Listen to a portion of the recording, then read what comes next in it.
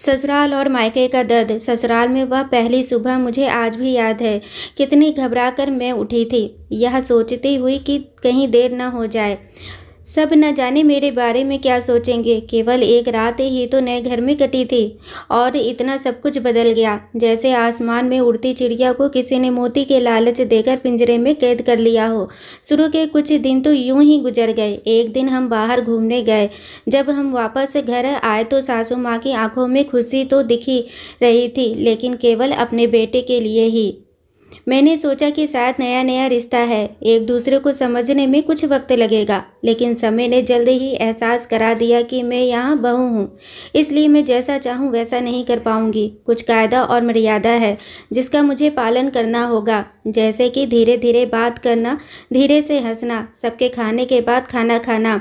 यह सब आदतें मुझे अपने आप आ गईं। माँ से भी बात कम होने लगी, जिसकी वजह से मुझे पीहर की याद आने लगी। ससुराल में पूछने पर कहा गया कि अभी नहीं, कुछ दिन के बाद जाना। जिस पति ने शादी के समय कहा था कि आपकी बेटी पास में ही तो है, कभी भी आ जाया करेगी, उसके भी सुर बदल गए। अब मुझे धीरे धीरे यह समझ में आ गया था कि शादी कोई बच्चों का खेल नहीं है।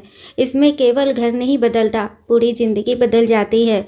अब मैं कभी भी उठकर अपने पीहर नहीं जा सकती, यहाँ तक कि पीहर वालों को भी मुझसे मिलने के लिए पूछ कर आना पड़ता है। पीहर में जोर जोर का हंसना, कभी भी कहीं भी चला जाना, रसोई में से कुछ भी उठाकर खा लेना, अपनी मर्जी का करना, यह सब यादें बनकर रह गई। अब मुझे समझ में आने लगा था कि क्यों विदाई के वक्त सभी लोग मुझे गले लगाकर रो रहे थे।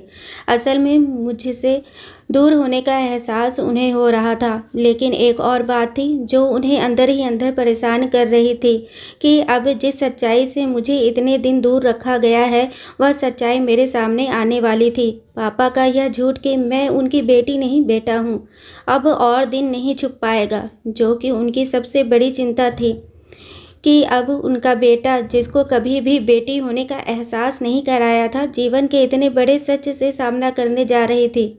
वहीं माँ को भी चिंता सता रही थी कि उनकी बेटी अभी तक कोई एक काम भी नहीं किया करती थी, अब वह पूरे परिवार की जिम्मेदारी कैसे उठाएगी।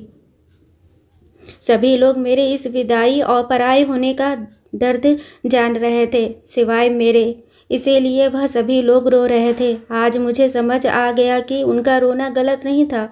यह हमारे समाज का नियम ही है कि एक बार बेटी डोली में विदा हो गई तो वह उस घर के लिए केवल मेहमान ही बनकर रह जाती है। फिर कोई चाहे कितना क्यों ना कह ले कि यह घर आज भी उसी का है, सच तो यह है कि अब वह कभी भी यूं ही अपनी पीहर नहीं जा सकती, चाहे कितना भी समस्या और परेशानी क्यों ना आ जाए। मुझे ही हल करना है, हंसते हुए या गम छुपाते हुए। दोस्तों, हम औरतों की ज़िंदगी इतनी आसान नहीं। कहने के लिए मायका भी अपना है और ससुराल भी, लेकिन स्वतंत्र होकर जीने की आज़ादी कहीं नहीं। दोस्तों, आशा करती हूँ कि आप लोगों को यह कहानी ज़रूर पसंद आई होगी। कहानी पसंद आई हो तो प्लीज़ चैनल को लाइक, शेयर एंड सब्सक्राइब करें। Thanks for watching.